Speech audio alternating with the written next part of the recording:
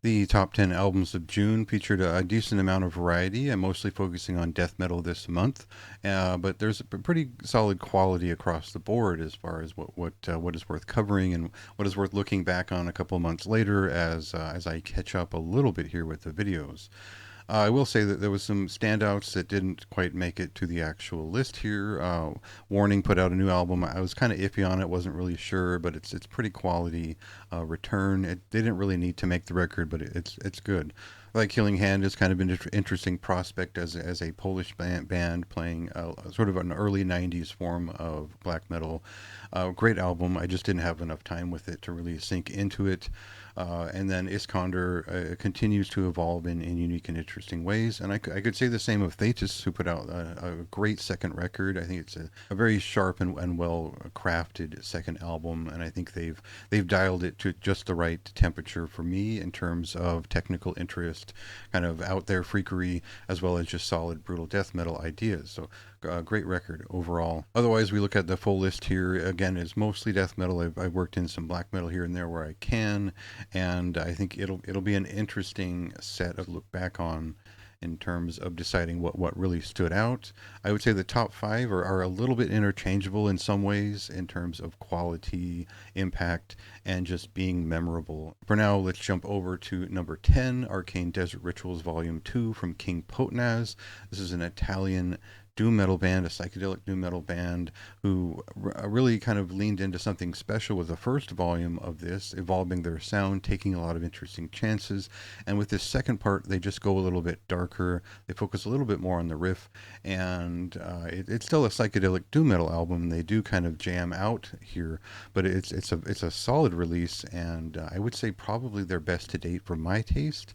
So check that out if you're kind of interested in psychedelic doom metal.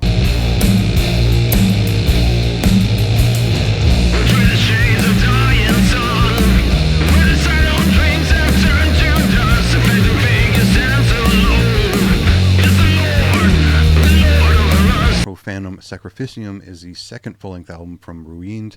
Ruined. This is a Romanian black speed metal band who definitely work in some solid 80s speed metal into their sound while still keeping it like an evil speed metal ideal. It's a really interesting record in terms of lyrics and the inspiration they've taken, classic sounds, and I think it's like I described it here. It's kind of a lightning in a bottle release. It's quick, it's sharp, and I think it does the job that it should in a really strong fashion.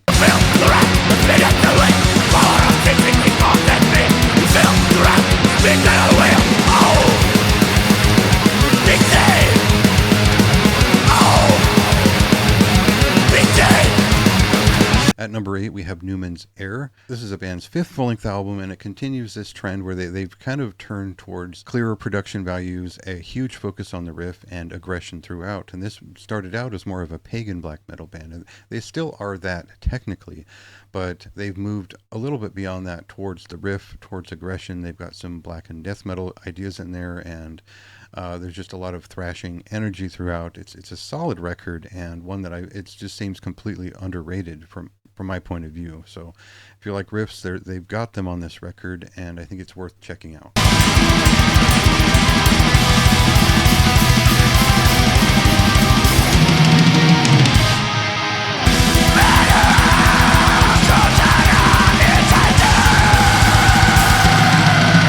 At number 7, we have Morgals, The Seventh Circle. This is a band. They've been around for a while. They started out just kind of they're kids playing around, and now they're playing a form of like melodic black metal influenced speed metal and traditional heavy metal. You can really feel the fact that they're just fans of heavy metal first and foremost, but of course there are elements of black thrash and melodic black metal in there too.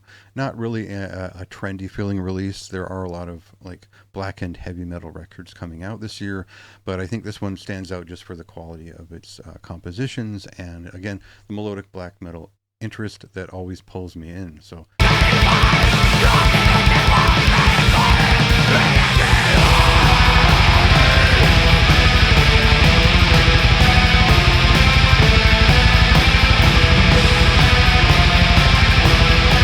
I think it'd be fair to say that I've been hot and cold on Chemist's discography over time. They started out as kind of this all over the place sludge, doom, extreme metal kind of mixture that was definitely born from kind of the popularity of stuff like Mastodon, it seemed like. But that changed very quickly. Now their sound is a little bit closer to something like Argus from Pennsylvania, where it's a very slick, epic heavy metal sound that has a myriad influences interspersed throughout to keep things interesting. I think traditional heavy metal is interesting enough in feature, but they do a lot with it here, which showcases incredible skills in terms of vocals and strong production values. The album art is a little bit weird. The production is a little bit too clean, and maybe there's one too many songs on here. But overall, for a fifth full-length album, I think this is very representative of who Chemists are and what they're capable of at their sort of highest point of focus. It's a very somber heavy metal record, and I really appreciated the solemnity of it and the moment in time that it kind of captured. Breathless horses racing through the night to save a life. What won't I give? So when I think of Chilean death metal, particularly between the late 90s and the mid 2000s, I think of the style that a band like Godless presents, which is atmospheric, aggressive, and definitely taking a few chances with the way that it structured songs. There's a dizzying, dark, and abysmal obscuration to their work, which is disturbing and also riff forward. And I think that's the great thing about Adversus Parousia is that you still get riffs, but you also get unreal textures and these diabolic freak out vocals. And it's awesome the way that it creates what I call a chaotic entanglement within the record. And it really stood out. It's a cult death metal music is the way that I would describe it, and just a record I came back to countless times because of its aggression, but its experimentation at the same time. Really cool balance of that.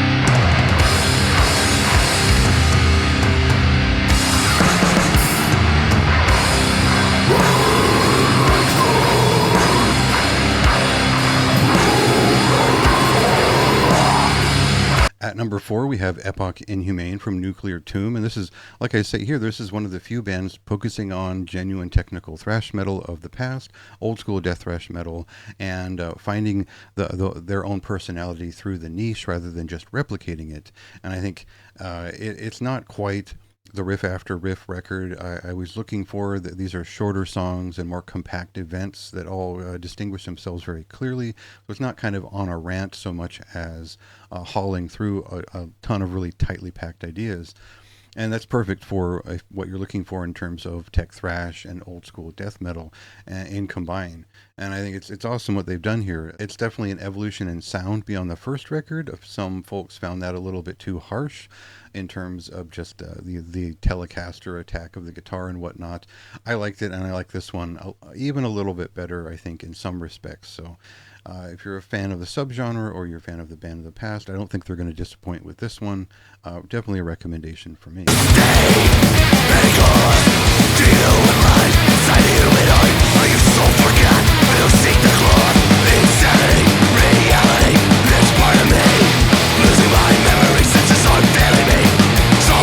At number 3, we have the second full-length album from Vaporlogi. This is a mixture of melodic and orthodox black metal ideas, and it creates something which is intensely atmospheric, but also riff-driven in many cases. There's sort of what I call a palpable point of transcendental lift happening on this record, and it comes from the search for meaning, which is conveyed through both the lyrics and the actual music. And I think that the combination of those two things and how they work together is pretty incredible. It's one of my favorite black metal records of the year, and not only for the sake of style, but from the meaning they're kind of pushing behind it. So I think it's a very ambitious and evocative record, one that I've come back to countless times beyond review.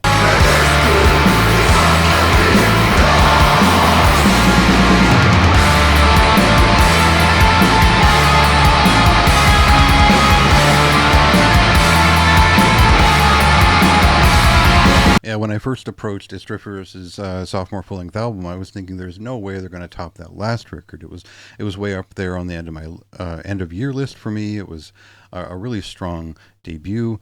And now they've come back with this record, which has kind of a little bit of a different approach, a little bit cleaner production value, and less of the thrashing side and more of something a little bit more finished death metal forward. And so that really isn't a problem here. It's a fine death metal record. Is still has that old school meets new feeling to it, and it meets the old early 90s death metal standards from my point of view.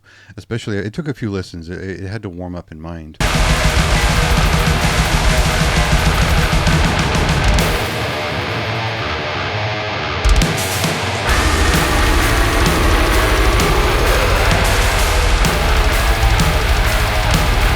And at number 1, we have Rotten Tomb's Vestiges of Tortured Souls. This is the third full-length album from the Chilean band, and they are consistently one of my favorites in recent years, especially their debut from several years back, which was my album of the year.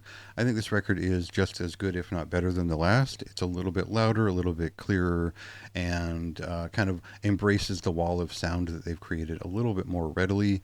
It is purely aggressive, and but still finds points where they can dip into doom, and I think it's also probably some of their better lyrics overall compared to the last few. They seem to be finding more and more meaning over time while refining their sound, and I was stoked every time I picked it up. I don't know if the album art is my favorite of the year so far, but it serves the music well and kind of seems to reference the last two records in progressions. Overall, this is my favorite of the month. Thanks for checking out the top 10 records of June from my perspective. Tell me what yours are.